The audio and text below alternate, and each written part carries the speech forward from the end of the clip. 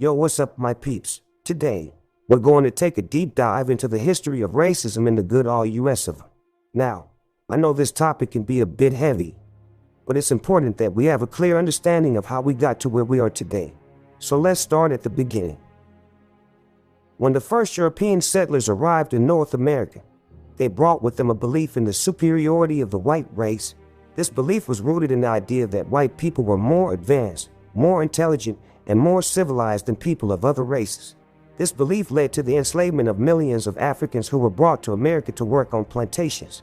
Slavery was a brutal and dehumanizing institution that stripped enslaved Africans of their humanity, their culture, and their freedom.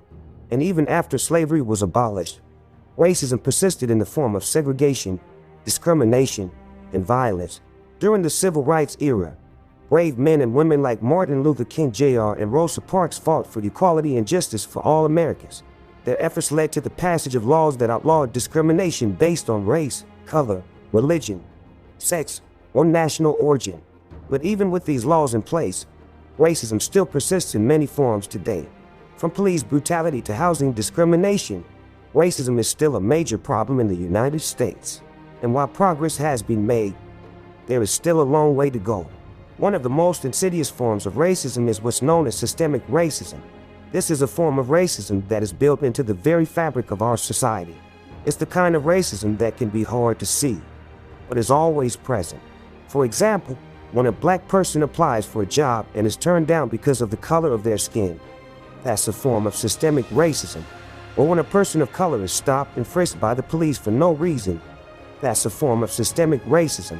These kinds of injustices may seem small, but they add up over time and can have a profound impact on people's lives. So what can we do about it? Well, the first step is to acknowledge that racism is a problem that affects all of us. We need to be willing to have difficult conversations and listen to people who have different experiences than our own.